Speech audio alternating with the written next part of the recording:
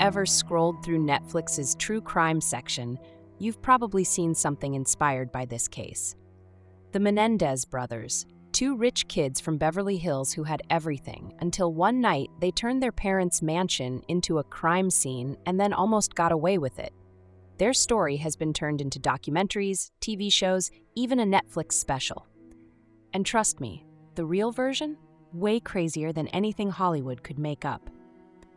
It's August 20th, 1989, and in one of the richest neighborhoods in America, a 911 call comes in that sounds like something out of a movie. Someone my parents. The guy on the phone? Lyle Menendez, 21 years old, screaming, sobbing, completely hysterical. His younger brother, Erik, 18, is in the background, crying uncontrollably. They tell the operator that someone broke into their house and did the unthinkable. When police arrive at 722 North Elm Drive, they walk straight into a massacre. Jose and Kitty Menendez, the millionaire parents of Lyle and Erik, are slumped on the couch, unrecognizable from the sheer brutality of what just happened to them. The bodies are riddled with shotgun blasts, point-blank shots to the chest, face, even the kneecaps, almost like the killer wanted to make sure they suffered. The crime scene? Messy but weirdly specific. There's blood everywhere, but nothing is stolen.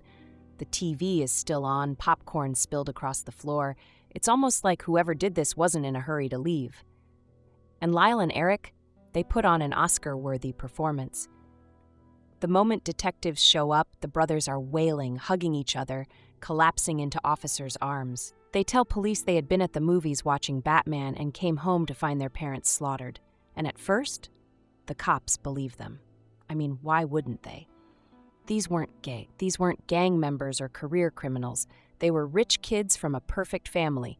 Their father, Jose Menendez, was a self-made millionaire, a big-time Hollywood executive, and their mother, Kitty, was a former beauty queen. They lived in a huge mansion, had private tennis coaches, luxury vacations, the whole dream life. But here's the thing. If this was a robbery, why did it look personal? Real quick, if you like this story so far, go ahead and like, comment, and hit that subscribe button. It helps more than you know, and trust me, you don't want to miss what's coming next on Talescape. All right, back to it. Police start looking into who would want Jose and Kitty dead, but at first, the case hits a dead end, until the brothers' behavior takes a turn. Because after grieving for about a week, Lyle and Erik start acting real different. Instead of mourning their parents, they go on the biggest shopping spree of their lives. We're talking $70,000 Rolexes and designer suits. A new Porsche for Erik. A $132,000 investment in a business for Lyle. Luxury vacations and 5-star hotels. Tennis lessons with some of the best coaches in the world. In total, they burn through $700,000 in 6 months. And this catches the attention of the cops. Because who spends money like that right after their parents are murdered? Now, detectives start looking at the brothers differently. They pull the phone records and find something suspicious. The night of the murders, the Menendez brothers didn't call 911 right away. They called their friends first. And that is weird. But police still don't have enough to charge them, so the investigation drags on for months. And Erik starts to crack, because in November 1989, just 3 months after the murders, Erik confesses everything. And who does he tell? His therapist. Yeah, he walks straight into Dr. Jerome Oziel's office and spills his guts. Tells him everything, that he and Lyle planned the whole thing, that they bought the shotguns on August 18th, 1989, that they staged the whole grieving sons act to throw the cops off. And at first, the therapist keeps it a secret. But then, Lyle finds out Erik confessed, and instead of keeping calm, he storms into Oziel's office and threatens him. And that was a mistake, because now the therapist is scared for his life. And what does he do? He goes to the police. And just like that, Lyle and Erik Menendez go from victims to suspects. The police double down on the case, gather enough evidence, and by March 1990, both brothers are arrested and charged with first-degree murder. And when this goes to trial, America is about to see one of the most jaw-dropping courtroom battles in history. This isn't just some high-profile case, it's a full-blown media sensation. 2 privileged kids from Beverly Hills standing trial for murdering their millionaire parents? It's all anyone can talk about.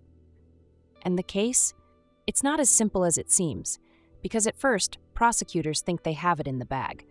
The Menendez brothers bought the shotguns 2 days before the murders. They spent $700,000 in 6 months after their parents' deaths.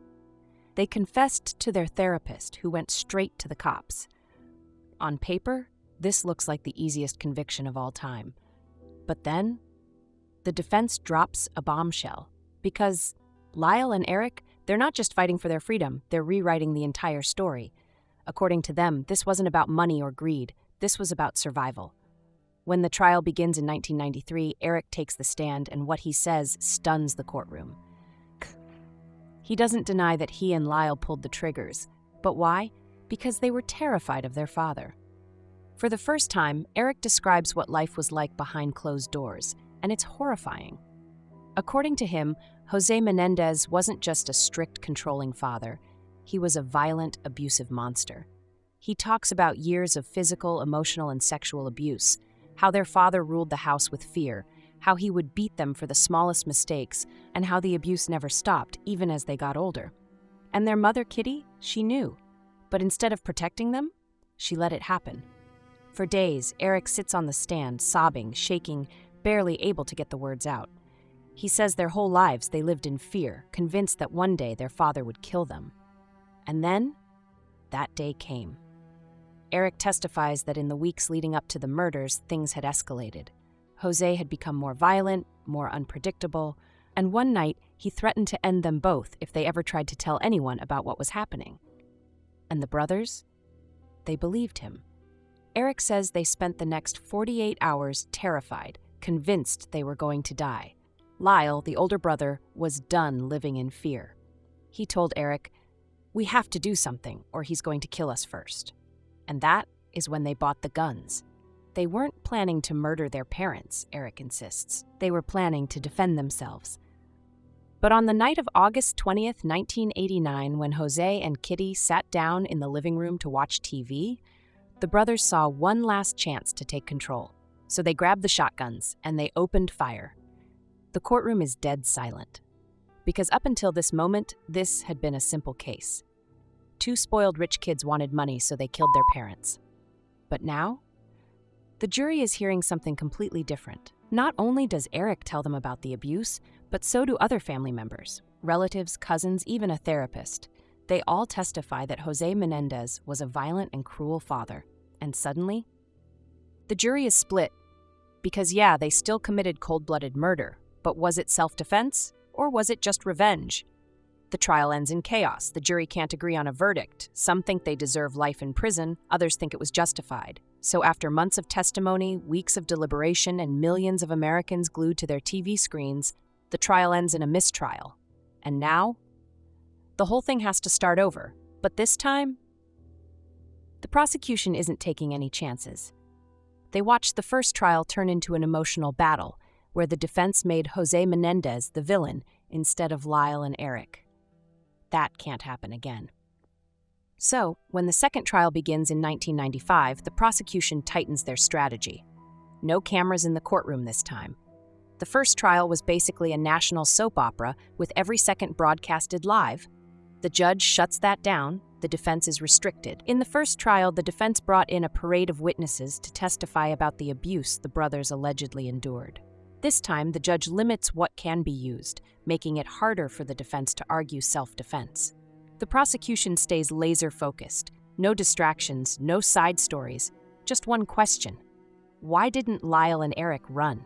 If their father was really this violent, sadistic monster, if they were truly so terrified, why not leave? Why not tell someone?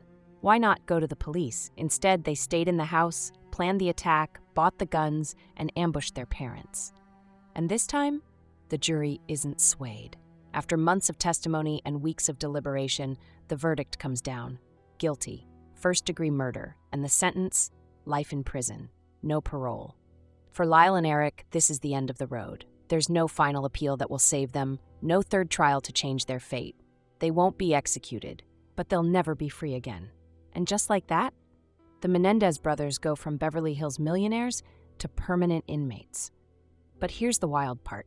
the public fascination never fades. Their case is studied in law schools. Every major network has covered their story. Netflix, Hulu, ABC, NBC, you name it. People on social media still debate whether they were victims or just cold-blooded killers.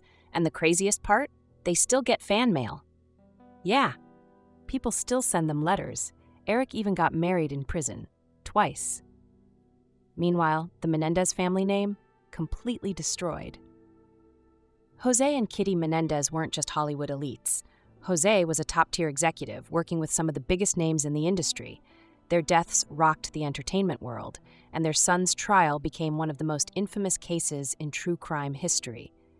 Because at the end of the day, this wasn't just about money, abuse, or revenge.